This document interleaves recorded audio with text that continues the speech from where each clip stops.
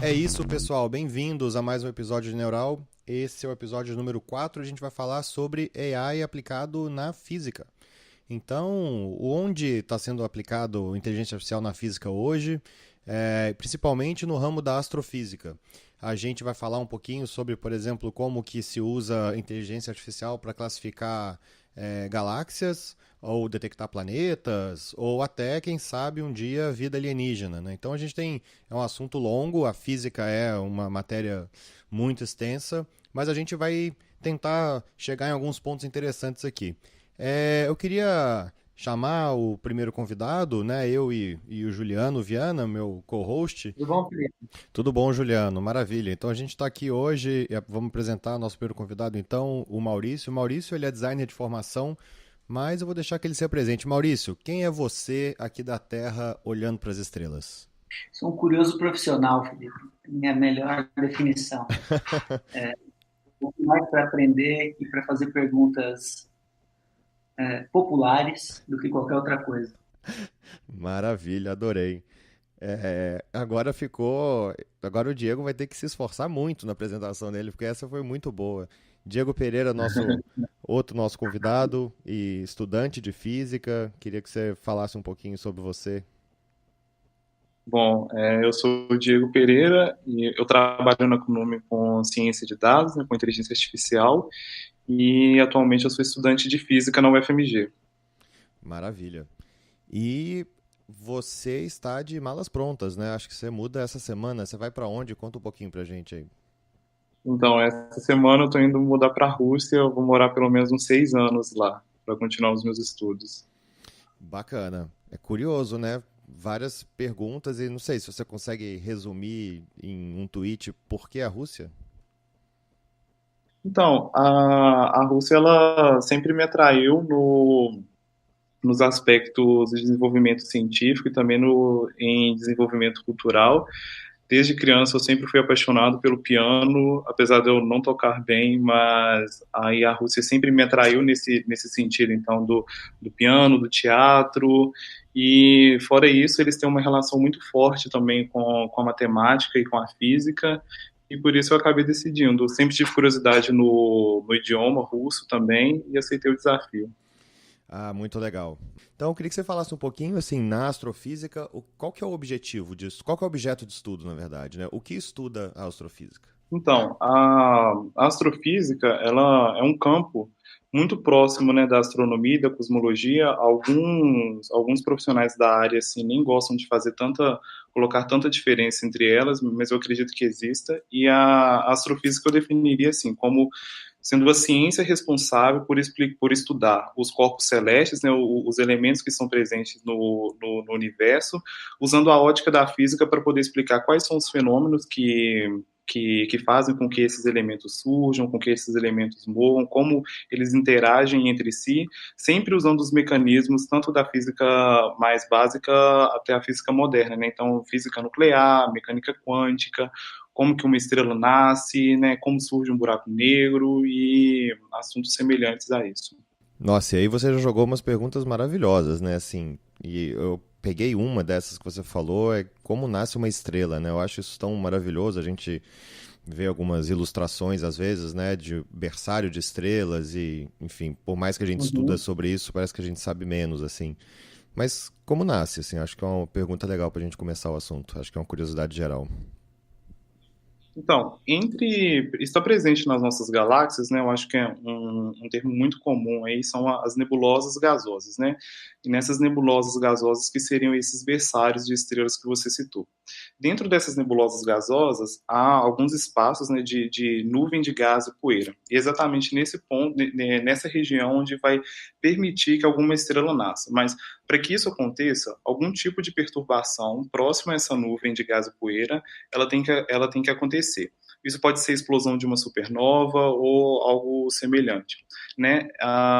Essa nuvem de gás e poeira, ela é feita principalmente de hélio e hidrogênio. Esse gás ele é muito frio e quando acontece essa perturbação, então vai começando a acontecer um adensamento de matéria em uma região mais do que a outra, né? Antes essa nuvem ela já não era homogênea e aí esse adensamento então vai formando glóbulos dentro das nebulosas, né? E cada glóbulo desse ele pode permitir então que uma estrela nasça, né? Quando esse adensamento ele vai acontecendo também, acontece o que a gente chama de um colapso gravitacional. O que isso significa, né? Significa que a própria matéria que está presente na nuvem de poeira, ela começa a se contrair sobre si mesma, por causa do seu próprio peso.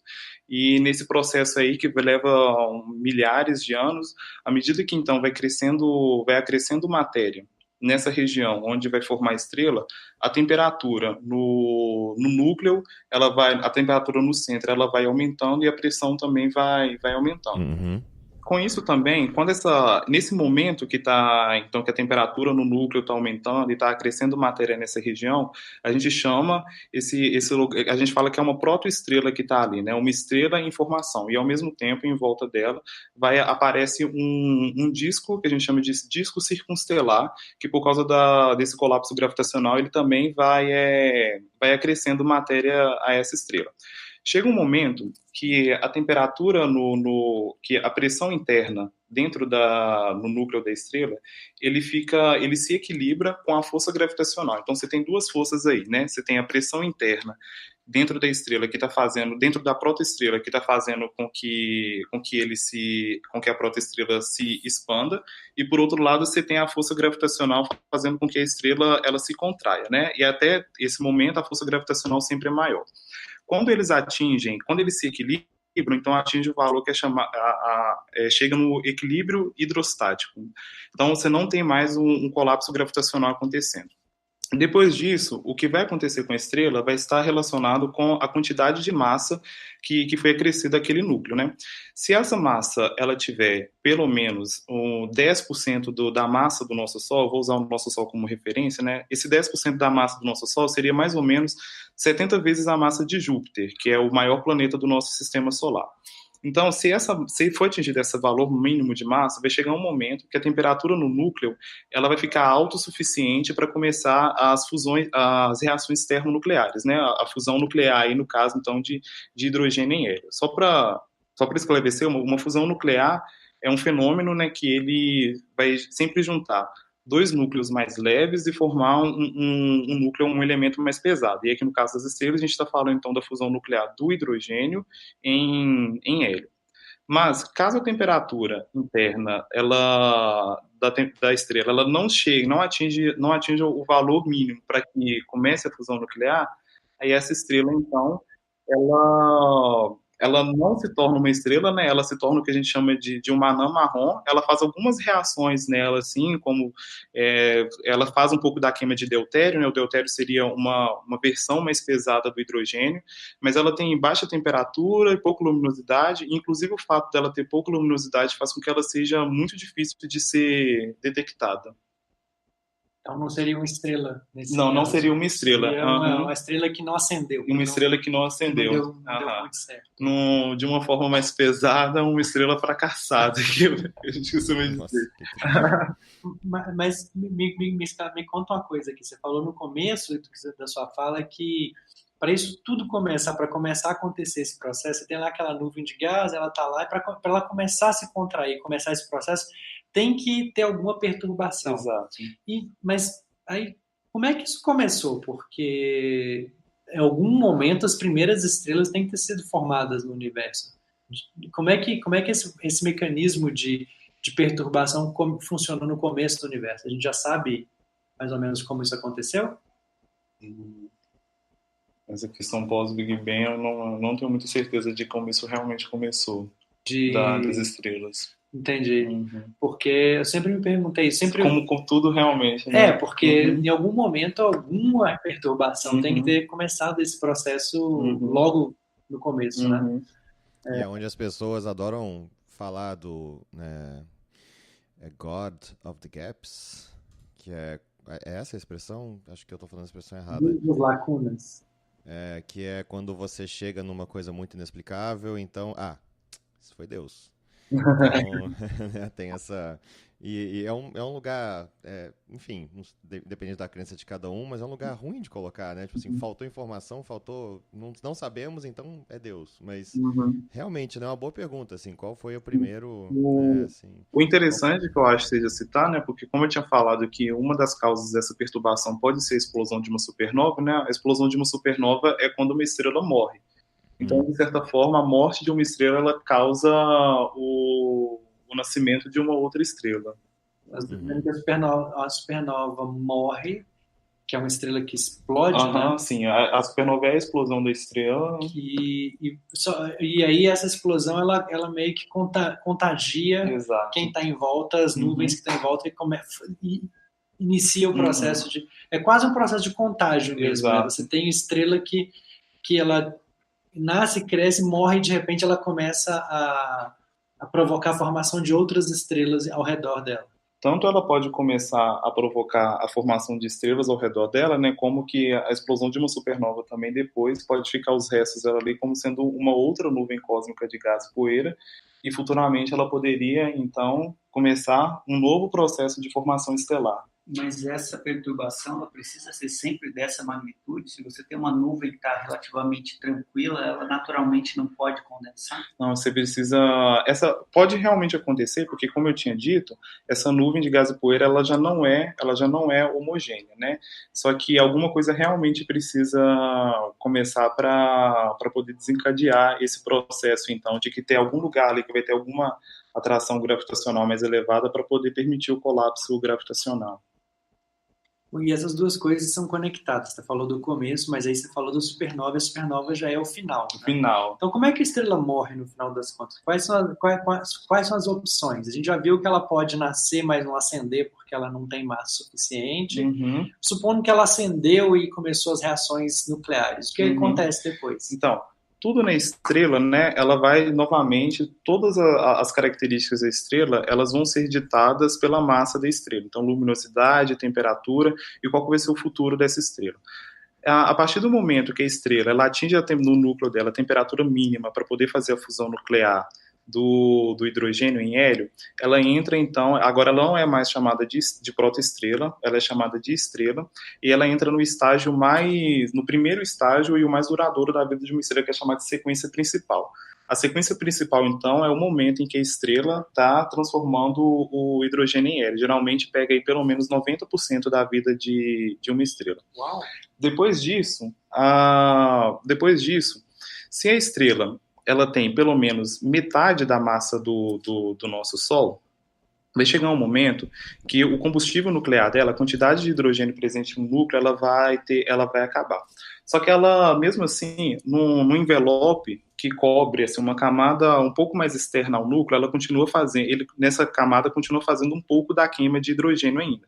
Só que mesmo assim, essas reações termonucleares agora elas são menores. Então, aquele equilíbrio hidrostático que eu tinha citado no início, ele deixa de existir. Então, a força gravitacional agora, ela faz com que o núcleo ele sofra um colapso. E quando esse núcleo sofre esse colapso, a temperatura interna, né, do núcleo, ela aumenta também a luminosidade da estrela e a camada externa que eu falei que estava queimando hidrogênio. E quanto nas camadas externas, né, o tamanho da estrela ele vai se reajustar à luminosidade que aumentou por causa da relação de massa-luminosidade. E como ela está se expandindo, a estrela então nas camadas externas ela se expande, a área superficial dessa estrela ela fica maior, fazendo com que a temperatura reduza também. E com essas características, então a nossa estrela ela virou uma gigante vermelha. E é exatamente esse o futuro do nosso Sol, inclusive, né? O nosso Sol tem uma vida estimada aí para 10 bilhões de anos, dos quais 4,5 mais ou menos já se passaram, então daqui uns 5 bilhões de anos o nosso Sol vira uma gigante vermelha, que o raio dele vai ficar bem maior do que está agora. Dando continuidade a isso, então, se a massa da estrela for maior ainda, agora da nossa gigante vermelha, ela vai continuar fazendo esse processo e no início, agora então, na verdade, se a gigante vermelha tiver massa suficiente para a temperatura do seu núcleo aumentar, agora ela vai começar a fazer a queima, então, de hélio em carbono. e assim vai passando pelo processo, né? Então, depois que faz essa queima do hélio em carbono e acaba o combustível do hélio, passa pelo mesmo processo e ela sai de gigante vermelha se tiver a massa suficiente e vai para uma supergigante agora. E assim vai indo, transformando depois carbônio em neônio, neônio em magnésio e magnésio no núcleo de ferro também. Tudo vai depender da temperatura, da massa inicial dessa estrela. Eu acho que é importante citar, porque quando a gente tem a formação de estrelas, né, vai depender, isso que eu estou falando aqui da evolução da estrela, eu estou falando que vale para um sistema com uma única estrela. Né? No início, então, pode ter um sistema que, em vez de formar um único disco circunstelar, vai formar 2 discos circunstelares ali, e você vai ter um sistema binário, um sistema múltiplos de estrela, né? Mais de uma estrela mesmo dentro de um mesmo sistema. Porque se isso acontecer, né, tudo isso que eu estou falando aqui, além da massa inicial da protoestrela, né, a gente também vai precisar avaliar qual que é a distância de uma estrela para outra, para poder ver quando que essa evolução vai sofrer algum tipo de interação. Uhum. Pode falar.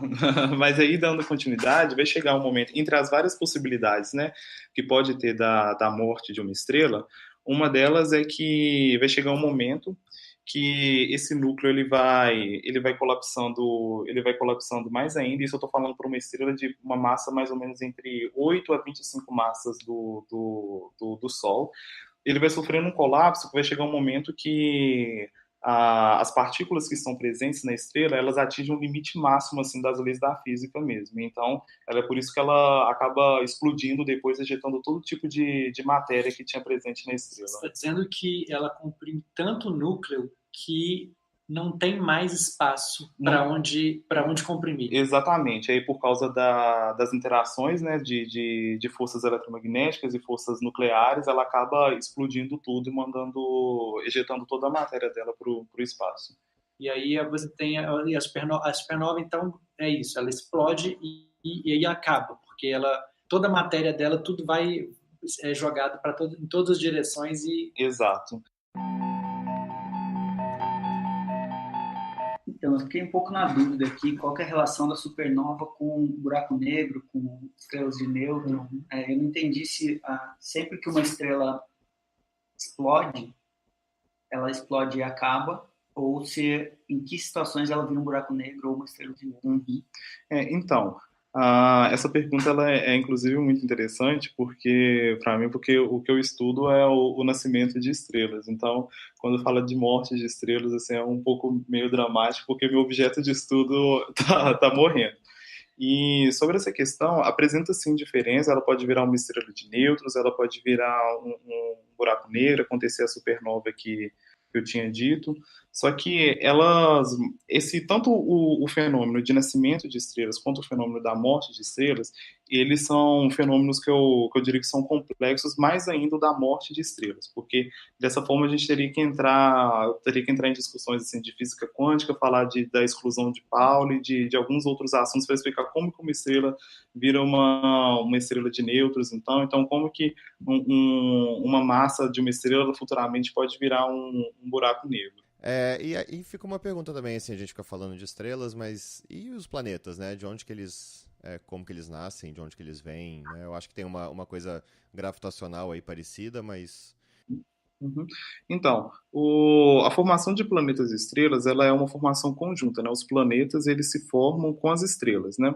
Lembra que eu falei que quando tem a formação da protoestrela, tem em volta da protoestrela um disco circunstelar de gás e poeira que vai acrescendo matéria à protoestrela? Quando a protoestrela atinge o equilíbrio hidrostático, então é parado a quantidade de matéria que é do disco que é adicionada à protoestrela. Agora esse disco circunstelar, então ele passa a ser chamado de um disco protoplanetário, né? Esse disco ele tem uma certa rotação e acaba que a formação de planetas é indo mesmo assim, num processo de milhares de anos, juntando partículas com partículas daquele disco de rotação ali que vai grudando uma na outra, até que se formem os planetas. Mas mesmo assim, eu acho que é importante citar que a formação de uma estrela, ela leva muito mais tempo do que a formação de planetas. Assim, dentro de uns 5 milhões de anos, mais ou menos, todo o disco protoplanetário ele já foi varrido, assim, você já consegue fazer observação de planetas formados ali. Enquanto a estrela, ela está assim, no seu processo de juventude ainda, passando tá num processo instável, assim, coisas desse gênero. Deixa eu fazer uma pergunta meio idiota, mas por que o formato é disco? Não sei se essa resposta está na física ou no design, mas qual que é o... Por que acontece que é um disco e não uma massa disforme? É porque no início, né, aquele disco, aquela nuvem de gás e poeira que existia, ela tinha uma quantidade de uma grandeza que a gente chama de momento angular. O momento angular é uma grandeza que está associada à rotação de corpos, né? E ela é uma grandeza que se conserva. Então, quando então ela tinha aquela rotação já, e quando vai sofrendo o colapso gravitacional e a matéria ela vai começando a se aproximar muito de um determinado ponto na protoestrela, para que o momento ele se conserve, então ele aumenta a velocidade de rotação dele. Então por isso que ele acaba adquirindo esse formato de disco. Que incrível. Claro. Olha só, muito legal. Mais ou menos o que acontece quando você vê, né, patinação no gelo, né, que Exato. a pessoa está girando numa velocidade e aí ela baixa e de repente a velocidade dela muda, né? Exato. Justamente porque é para conservar ela fecha os braços também, no caso da bailarina. Você pode fazer isso quando você está numa cadeira giratória, e aí você coloca as pernas esticadas, assim, começa a girar. Se você fechar, inclinar mais as pernas, você vai perceber que a cadeira ela vai adquirir uma velocidade de rotação maior. Você pode, você não deve, mas você pode fazer. Disclaimer aí, pessoal. Não coloca a culpa no podcast, não. Mas se quiser testar, só não fala que foi a gente que falou. Aproveitar que nós estamos falando de planetas, né? Hoje em dia a gente ouve falar muito de exoplanetas, né? E para mim isso foi uma coisa que quando eu comecei a ouvir falar eu fiquei muito surpreso, porque eu achava que isso já era uma coisa muito bem estabelecida, né? Que só recentemente, relativamente, que a gente começou a conseguir observar planetas em outros sistemas, né? Então a gente tinha ideia de que os outros sistemas solares também tinham planetas, mas ninguém tinha observado de forma direta e relativamente recente, né? Que isso não é uma coisa tão antiga assim. Qual que é a importância da gente observar esses exoplanetas? Eu imagino que para a física isso deva ter algumas questões bem fundamentais aí, né? Então, os exoplanetas, né, só para deixar claro que são exoplanetas, nada mais são do que planetas que estão fora do nosso sistema solar. Então, eles orbitam uma estrela que não é o nosso Sol. Por isso são chamados também de planetas extrasolares, né? A importância de detectar exoplanetas, eu acho que assim, são vários motivos que levam a ciência a buscar por esses exoplanetas. Talvez um dos mais importantes, que eu acho que quase todo mundo sempre vê aí na mídia, é que a procura ela está muito firmada na busca de planetas que estejam numa zona de habitabilidade, né? O que seria essa zona de habitabilidade? Seria o planeta estaria então orbitando a sua estrela em uma certa região que é possível que tenha água líquida naquela região, como é o caso do nosso planeta, né?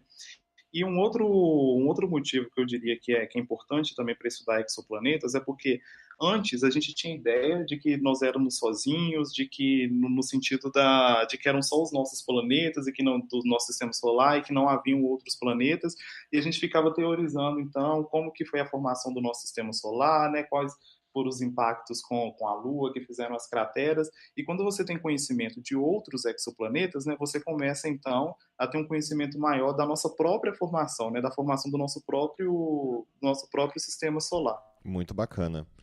E eu não sei, uma pergunta sobre essa questão de nascimento de estrelas e formação de planetas. Eu sempre fico pensando, eu sempre lembro daquele filme Contato, né, que é, né, baseado no Carl Sagan, né, no livro do Carl Sagan. E eu fico pensando assim, porque eles tentam ilustrar com imagem alguns fenômenos. Mas de tudo que você já estudou disso, assim, qual fenômeno desses da física que acontece no universo que você gostaria de ver, assim, com os próprios olhos? Bom, eu acho que eu gostaria de ver, com certeza, o nascimento da estrela, assim, de eu poder ter alguns milhões de anos aí, ver todo o processo de formação da estrela, até quando ela fica sai da protoestrela e uma estrela mesmo. Tipo um time-lapse de muito tempo. Exato. Será que Legal. a hora que ela acende não tem um momento especial? Assim? Não, porque esse processo que ele vai levando milhares de anos, né, ele vai acontecendo aos poucos mesmo. Então, vai chegando um momento que vai começando a ter as reações termonucleares ali, a luminosidade vai aumentando, e enquanto isso a massa dela ela está aumentando também, né? Então, tudo isso vai colaborar para que seja um processo gradativo. Legal. O contrário da supernova, que ela pode ser uma explosão aí de poucos segundos. Entendi. Na minha cabeça ainda tinha aquela imagem bíblica do Lúcifer acendendo os sóis. Então... não, garanto que não. Acendeu, mas bem devagar. Eu não sei se vocês querem responder essa pergunta também. Eu acho que pode ser uma resposta interessante. Você gostaria de... Sim. Cara, eu gostaria de observar o Big Bang. Só. É só o começo do universo. Se você observar diretamente, é resolver tantos problemas. Será que se a gente tivesse alguém observando o Big Bang teria acontecido diferente?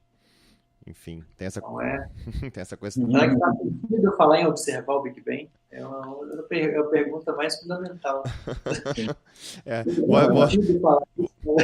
Vou ficar atrás dessa pilastra aqui para observar o Big Bang e não ser destruído, né? E como que eu vou existir antes do Big Bang para poder observar o Big Bang, né?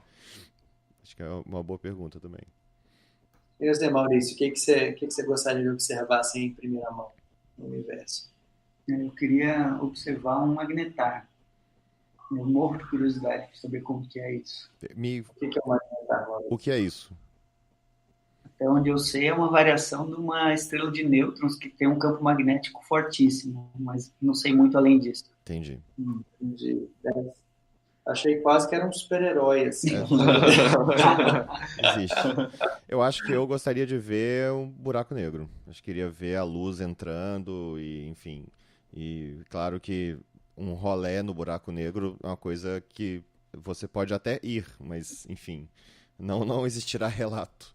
Mas eu acho que deve ser muito interessante ver essa força. Se você orbitar um buraco negro, você vai viver para sempre. É verdade, tem isso, né? Do seu ponto de vista, você vai morrer do mesmo jeito. Do ponto de vista de quem está te observando, você vai viver para sempre. São as coisas tranquilas que existem no universo, assim, fáceis de entender. Então, a gente está aqui conversando sobre estrelas, sobre nascimento de estrelas, sobre astrofísica, né? Alguém que chegue agora até pode esquecer e não saber que esse é um podcast ligado a machine learning, né? Boa. Então a gente podia falar um pouquinho de como é que o machine learning pode ser usado nessa área também. Acho que seria legal. Não que o tema, eu podia continuar falando disso aqui o resto da vida, mas o que a gente pode falar de machine learning aplicado a essa área, Diego? Como é que está sendo a adoção de machine learning na física e mais especificamente na astrofísica? Bom, eu acredito que para falar de como o machine learning tem sido utilizado na astrofísica como um todo, né, talvez seria interessante se a gente falasse primeiro quais são as principais técnicas que são utilizadas para detectar esses exoplanetas, né? Uhum. Ok. Bom, são várias técnicas utilizadas para detectar exoplanetas, só que hoje eu vou falar das três aqui que eu considero que são as três mais utilizadas, né? A primeira técnica ela é chamada de velocidades radiais. Como que isso acontece? A gente precisa imaginar antes, né, que a gente tem duas estrelas de mesma massa, próximas, né? E aí essas estrelas, como tem interação gravitacional entre elas, né, elas vão começar a fazer uma órbita em torno de um ponto que é chamado de centro de massa comum. Como essas duas estrelas têm exatamente a mesma massa, esse centro de massa comum ele fica exatamente no meio das duas estrelas. Só que agora, se a gente tiver uma estrela e um planeta, né? Então, a massa do planeta ela é bem menor do que a estrela. Então, a gente fala que esse centro de massa comum agora ele é deslocado para o corpo de maior massa. Então, tanto a estrela quanto o planeta também vão ter uma órbita em torno desse ponto. Só que agora, a órbita da estrela, né, o centro de massa comum está praticamente dentro da estrela. Então, a estrela fica com aquela velocidade mais lenta assim, e o planeta, então, fazendo a órbita também lá com uma velocidade mais elevada. E aí, o que a gente mede, então, com isso? Como que a gente consegue detectar um exoplaneta através disso? Né? A gente usa uma técnica que é chamada de espectroscopia. A gente avalia, né, a luz, né, as linhas espectrais daquela estrela, e a gente observa, então, que aquela estrela ela tá indo e voltando, né? Ela está se afastando e se aproximando. E por causa desse afastar e se aproximar, quando a gente percebe que tem um movimento periódico ali, então a gente infere, então, que provavelmente tem alguma coisa causando uma perturbação no campo gravitacional daquela estrela e possivelmente isso é um planeta. Então, o que a gente tem com essa técnica é um candidato a planeta. E mesmo assim, essa técnica ela é interessante porque como a gente está medindo, de certa forma, a interação gravitacional do planeta com a estrela, a gente consegue inferir também qual que é a massa do planeta, né? Qual que é a massa que está orbitando aquela estrela. Você está me dizendo, então, que a gente não consegue simplesmente apontar o Hubble assim, para uma estrela e ver o planeta que está orbitando ela? Dependendo da técnica que ele tiver utilizando, a gente até consegue, assim, depois de algum tempo, a gente consegue ter certeza de que é um planeta que tá orbitando a estrela, mas dependendo se for outra técnica, nem sempre a gente consegue afirmar que é um planeta realmente. Mas, como eu disse, por ter esse movimento periódico, né, e a gente percebe, então, essa estrela indo e voltando, se afastando, se aproximando, então é bem possível que tenha um exoplaneta mesmo. Entendi. Isso que você está falando é muito claro quando você tem sistemas binários, né? Mas quando você tem um sistema mais complexo como o nosso, por exemplo, tem vários planetas, esse movimento deve ser mais complexo também, né? Sim, esse ponto que você citou é até muito interessante, porque entra a parte que a gente pode utilizar a inteligência artificial, porque se a gente tiver um único planeta orbitando aquela estrela, né, os dados que a gente obtém, então, é uma onda senoidal toda bonitinha lá, né, do aumentar e descer, porque a gente tem um único planeta ali causando perturbação, então do ir e voltar da estrela. Mas se a gente tiver mais de um planeta, essa onda senoidal ela não fica nada bonita quando ela chega. Então a gente precisa usar algumas técnicas para poder tentar tratar essas informações, então, e ver assim, qual a quantidade de objetos, de elementos que estão orbitando esse planeta aqui, e possivelmente até depois fazer uma separação, né? Então aqui a gente tem uma onda senoidal desse planeta, desse exoplaneta X, causando a perturbação no campo gravitacional da estrela. E agora a gente tem desse exoplaneta Y causando essa perturbação. E aí você está dizendo que aí você pode usar técnicas, por exemplo, de aprendizado de máquina para separar essas, ou tentar validar qual que é a hipótese mais provável. Né? Exatamente. Provavelmente, quantos planetas tem ali? Você está enxergando uma forma de onda toda ruidosa, toda cheia de uma forma distorcida, não é bem distorcida, né? São várias, devido à influência de vários planetas diferentes, você tem uma forma de onda que já não é mais uma senoide pura, ela ela é com uma composição de várias senoides. Eu não queria falar de transformada de Fourier nem nada. Então, é como se você estivesse enxergando uma onda muito cheia de formas ali dentro e você precisa tentar achar uma explicação de o que provavelmente gerou aquela onda. Exatamente. Legal. Essa é uma das técnicas mais utilizadas, né? E o interessante também é que em 1995, quando essa técnica foi utilizada, né? Uma vez que essa técnica foi utilizada em 95, ele detectou um planeta que a gente não esperava, porque como a gente tinha conhecimento até então só do nosso sistema solar, a gente imaginava que se houvessem outros sistemas solares, todos eles iriam obedecer às características do nosso sistema, né? E quais são essas características que eu estou falando? Planetas rochosos mais próximos da estrela e planetas gasosos mais afastados da estrela, né? E essa técnica, ela acabou detectando um planeta que a gente chama de Júpiter quente. O que seria isso? Um planeta que tem a massa semelhante de Júpiter e que é muito próximo da estrela. Por que isso foi uma surpresa, né? Porque formar um planeta do tipo de Júpiter é muito difícil. Quanto mais, então, se ele estiver próximo da estrela, né? Um planeta do tipo de Júpiter ele é formado numa região que é chamada de além da linha do gelo, né? Então, assim, naquela região ali ela é distante o suficiente da estrela para que exista gelo. Aí o gelo com as partículas de gás e poeira que tem ali no disco, né, ele gruda mais fácil, então ele cresce um núcleo rochoso muito mais rápido, né, para poder pegar todo o gás e poeira que está ali no disco, e ainda tem que ter gás suficiente para que ele seja atraído para mais perto da estrela, né? Então o Júpiter, um Júpiter quente é formado longe da estrela, depois ele migra para mais próximo da estrela. Interessante.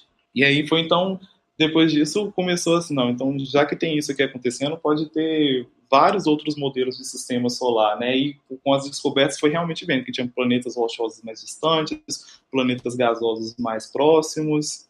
E eu não sei se você sabe essa informação assim, de cabeça, mas o nosso sistema solar parece uma coisa mais ou menos comum no universo, dos que a gente já conseguiu observar até agora, ou ele é mais atípico, assim, em termos de número de planetas, ou em termos de disposição desses planetas, ou a gente não tem essa análise ainda? Não, a gente tem essa análise, sim, tem esses dados, mas eu realmente não sei esses dados de cabeça. Interessante, é uma pergunta interessante. Assim, quão comum parece ser o nosso sistema solar quando você olha para o resto do universo? Né?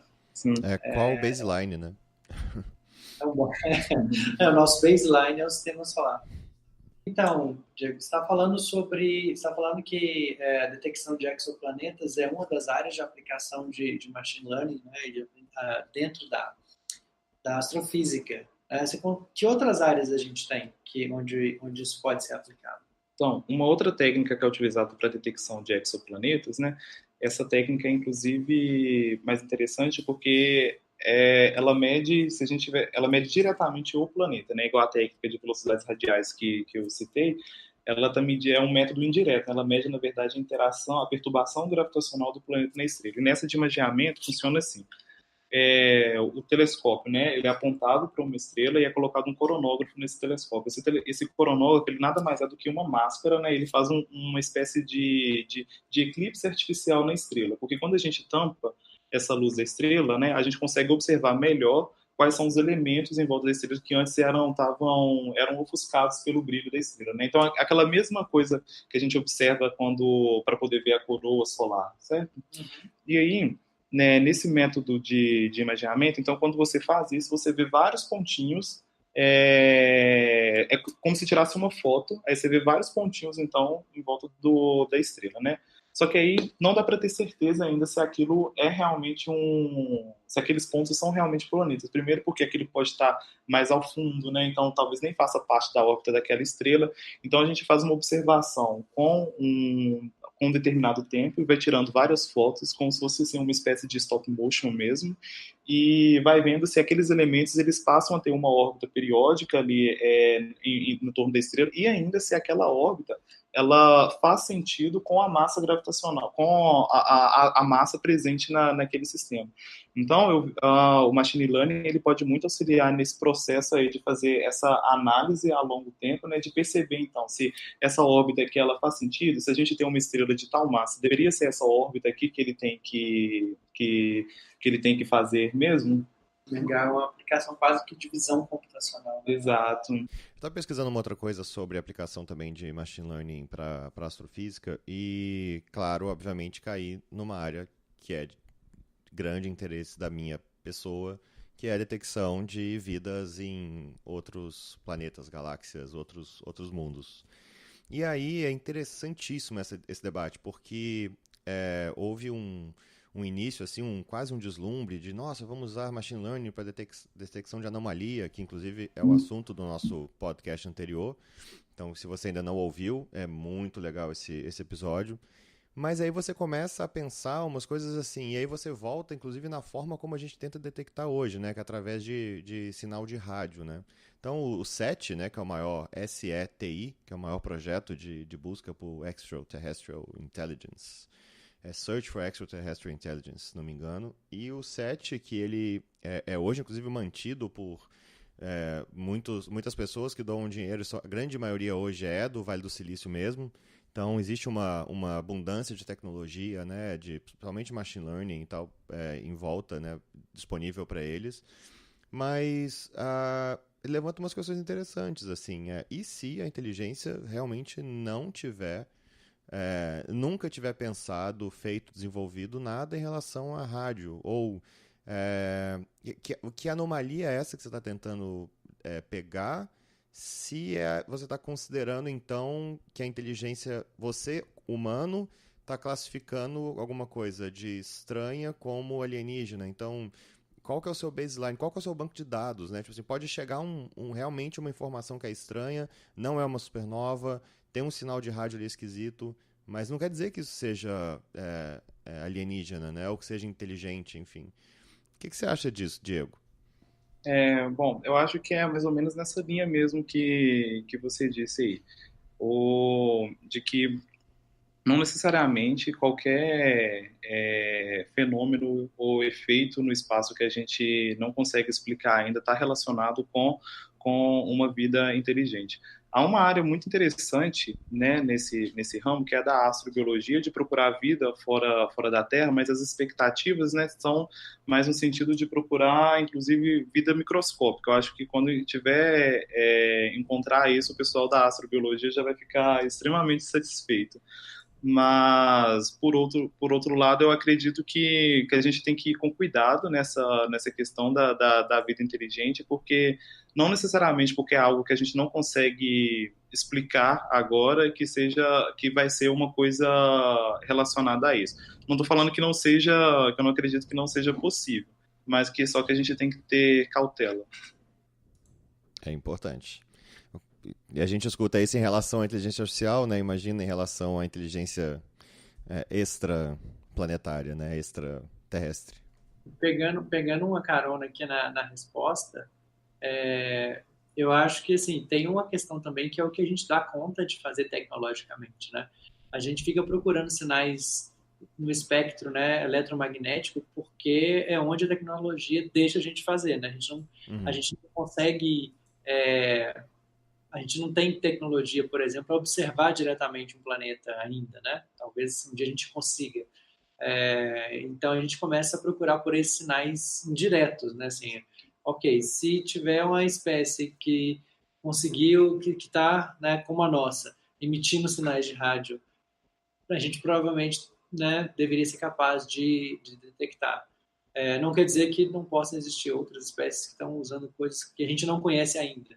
Então, isso tudo limita a nossa limitação vem também um pouco do nosso próprio conhecimento. A gente procura o que a gente sabe que existe. Exato. É Perfeito. igual eu tinha falado no início, né? Que o modelo de sistemas solares que a gente procurava era um modelo igual ao nosso, porque era o dado que a gente tinha, né? E quando foi procurar por outros sistemas solares, a gente viu que o universo apresenta uma variedade disso, né? Então, outros campos podem acabar tendo essa mesma experiência. Incrível. E eu queria te fazer uma pergunta, acho que essa é bem pessoal, assim. Quando você encara isso tudo, né, assim, e o campo de pesquisa é enorme, às vezes ele precisa de uma abstração enorme, às vezes precisa de um foco incrível, assim, absurdo, e isso tudo, de uma certa forma, ele é justificado ou explicado pela matemática, assim.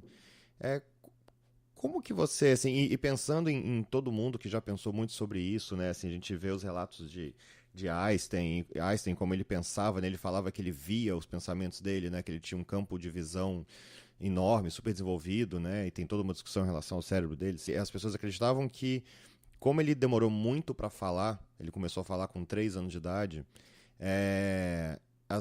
o campo da fala, ele foi dominado pelos campos que estavam próximos, né, que estão próximos no cérebro. E aí o campo mais próximo era um campo da visão e do pensamento de imaginação. Então ele falava que ele via as coisas, né? Então ele via, pensava vendo e ele ia lá na matemática e comprovava.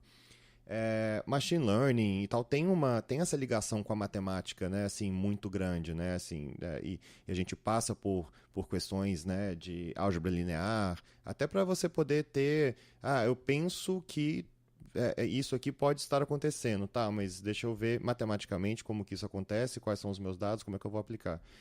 Como é que você vê, assim, porque são coisas que parecem ser tão separadas, né, o estudo dos planetas e a matemática, né, de um outro canto, assim.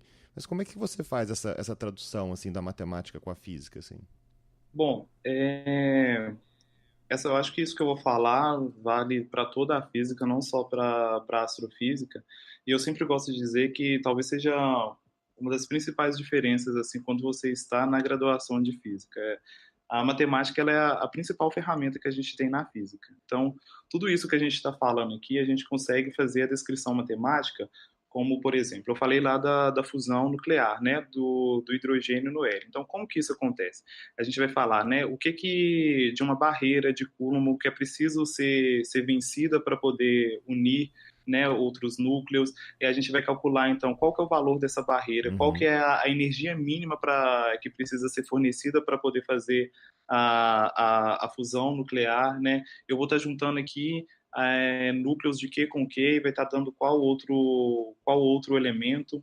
Nessa parte mesmo que eu falei lá de todas as técnicas, né, que a gente usa de velocidades radiais mesmo, né, tudo isso envolve uma boa parte da matemática, né, para a gente poder fazer os cálculos então da interação gravitacional. A gente vai avaliar qual que é a velocidade do planeta, do candidato ao planeta em volta da estrela, né? Essa estrela ela tem uma massa muito grande. Como que ela vai interagir com esse planeta também? Como que a gente calcula a luminosidade de uma estrela e nesse sentido. Mas a física com certeza sempre tem uma preocupação, eu acredito que deve ter essa responsabilidade de fazer essa tradução matemática assim, porque eu acredito que é a nossa melhor forma de estar provando as coisas que a gente fala. O que você está falando, a matemática é uma ferramenta ótima para podar ideias ruins, né? Exato. Mas tem o oposto também, você ter um insight baseado numa equação ou em alguma limitação matemática, uma propriedade matemática qualquer? Sim, existem momentos que isso pode acontecer, sim, de você ter alguma forma, né, de, sei lá, você propõe uma teoria, por exemplo, e nas suas palavras ela faz muito sentido, mas não consegue ainda fazer uma descrição matemática. E aí, nesse caso, né, os esforços vai ser, então, de assim, se isso é possível, como que a gente pode descrever matematicamente? E aí, então, vai ser sempre nessa coisa da dedicação de fazer essa tradução, com certeza. É um exemplo interessante que a minha esposa, ela deu aula de eletromagnetismo durante muitos anos, então ela sempre gosta de falar esse exemplo, eu acabei aprendendo com ela. É que quando o Maxwell, ele foi um cientista que ele unificou uma série de ideias que tinha antes dele e ele descreveu matematicamente o eletromagnetismo. Tá? Ele pegou ideias de outros cientistas anteriores que já tinham descrito o fenômeno elétrico, tinham descrito campo magnético, e ele juntou isso num formalismo matemático só. Né? Só que ele descreveu o eletromagnetismo usando 4 equações. Só que quando ele começou a descrever, ele só tinha 3 dessas equações. A quarta, nunca ninguém tinha observado, não tinha nenhuma ideia, não tinha nenhuma evidência de que a quarta equação existia. Mas quando você colocava as 3 equações no papel, ele sentia falta da quarta equação, porque ela é uma simetria, ela é como se fosse uma outra equação espelhada. Então ele falou assim, olha, eu vou conjecturar aqui que existe essa quarta equação aqui. E eu vou e pôs lá no papel. E as 4 equações de Maxwell são 4 por causa disso.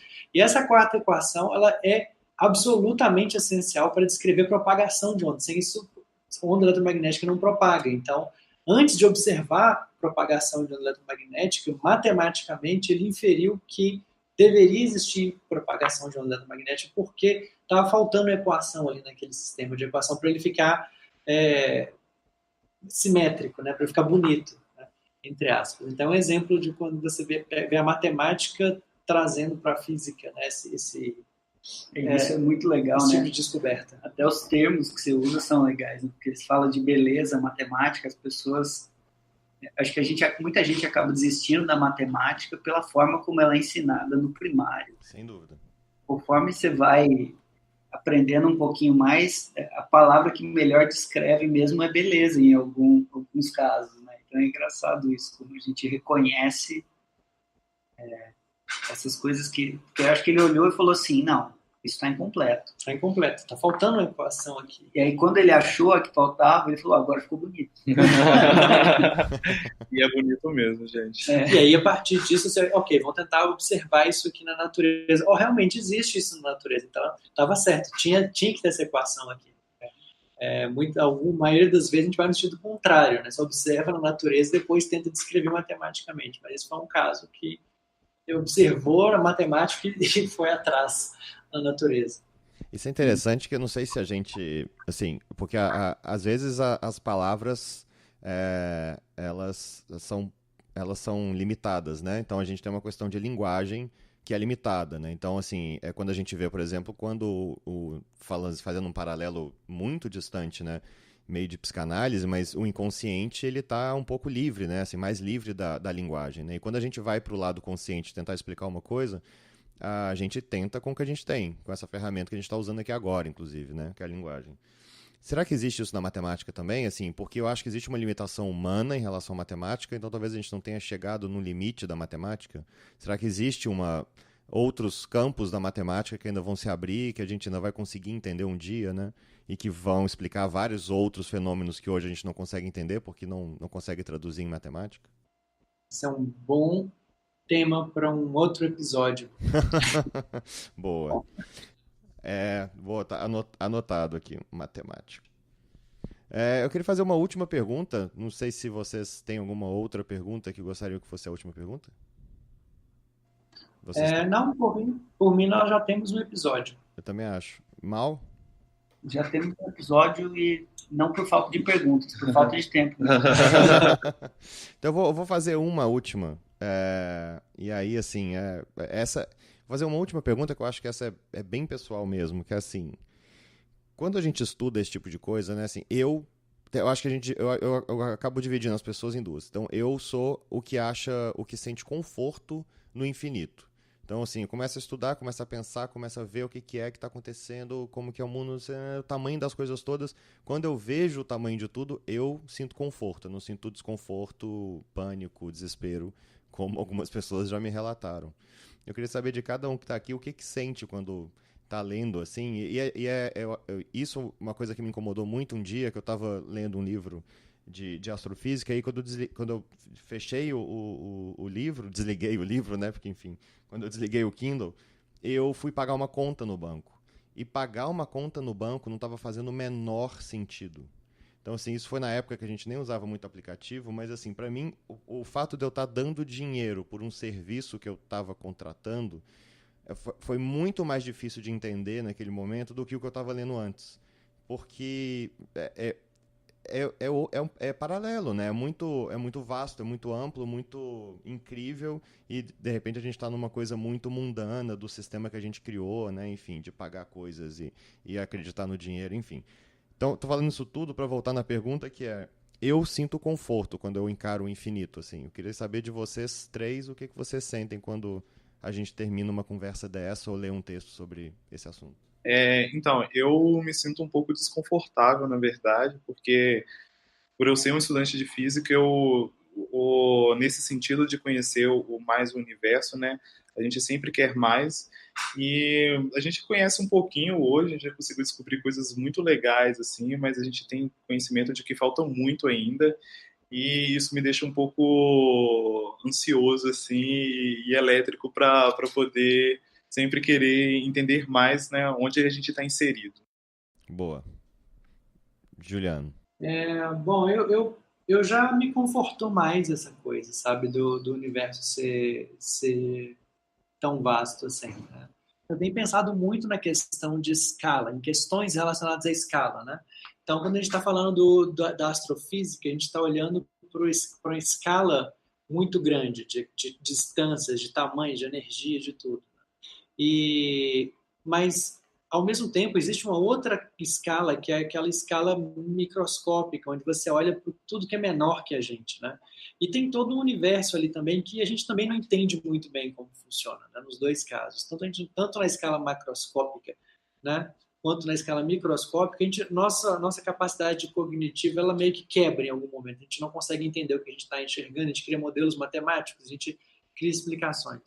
E aí, atualmente, eu comecei a me perguntar se a gente não está com a ideia errada, assim, de como é que as coisas funcionam. Talvez não faz diferença o tamanho do universo, porque a escala onde você está, onde você consegue atuar, é o universo que faz sentido para você. Então, quando eu pensar, o universo é enorme, tá, mas eu sou desse tamanho. Isso não muda o fato de que o meu universo ele funciona nessa escala. Ele não, o fato do universo ser vasto, ele não muda, não me afeta muito. Então, assim, eu tenho até comentado isso com o Maurício recentemente, que eu não sei se, não tenho uma conclusão muito a respeito, mas eu não acho mais assim que o fato do universo ser tão vasto nessa escala macroscópica tem um significado muito profundo para a gente, não. Mas isso é a minha opinião. E aí, Maurício? Bom, eu tenho um problema conceitual com essa pergunta, né? Eu não acredito no infinito. Assim. Eu acho que o universo ele é discreto, então a gente não pode chegar infinitamente pequeno, né? Do mesmo jeito que a gente tem escala de Planck, né? Todas as coisas relacionadas a essas medidas aí super pequenas, a gente deve ter uma quantidade muito grande que a gente fala que é infinita, mas que eu acho que tem grande chance de ser finita. Isso não de qualquer forma não me traz conforto. Isso traz uma sensação muito mais de reverência a essa escala tão absurda do que conforto, né? Eu não me sinto confortado de forma alguma. É mais uma sensação de essa palavra que a gente começou a usar muito aqui na Kunumi, né, de luminoso, ela descreve bem, né? Você fica ao mesmo tempo maravilhado e morrendo de medo de alguma coisa da natureza, um trovão, uma erupção vulcânica, imagina a contemplação do universo, qualquer coisa assim, né? Então eu acho que é muito mais nesse sentido de se colocar no seu lugar do que qualquer outra coisa. Muito bom, maravilhoso. Acho que como tudo sobre esse assunto, não teria como terminar sem falar sobre coisas que realmente mexem com a gente, né? Acho que isso é muito bacana. Eu queria agradecer a presença de todo mundo. Acho que foi bem legal, bem profundo, né? Não tem como não ser. Diego, boa sorte na Rússia, cara. Muito obrigado pela sua participação, pela coragem de vir aqui falar de um assunto tão vasto e complexo. Queria realmente te agradecer em nome aqui de todo mundo aqui do podcast. Imagina, para mim é um prazer estar aqui. Eu gostei muito quando eu recebi o convite. Quem me conhece sabe que a qualquer momento que me pegar pelo corredor e perguntar de astrofísica ou qualquer assunto de física, eu gosto muito de falar sobre. Então, o prazer foi todo meu, Felipe. Legal. Juliano, obrigado. Obrigado, Felipe. Obrigado, Diego. Obrigado, Maurício. É sempre um prazer estar aqui. E valeu, Maurício. Vamos fazer mais vezes, né? Tem vários assuntos aí que vão ser interessantes. Maurício sempre tem umas perguntas bem complexas que ele chama de simples. Maurício, brigadão. Obrigado a vocês, gente. Prazer. Uma nota final, as informações desse episódio, links de coisas que a gente falou, para vídeos e textos de coisas que a gente conversou aqui, e também o contato do Diego, o e-mail dele, para se você tiver alguma pergunta, mandar um e-mail para ele, está em www.medium.com/kunumi www.medium.com/kunumi. Valeu, obrigado pessoal, até a próxima, valeu!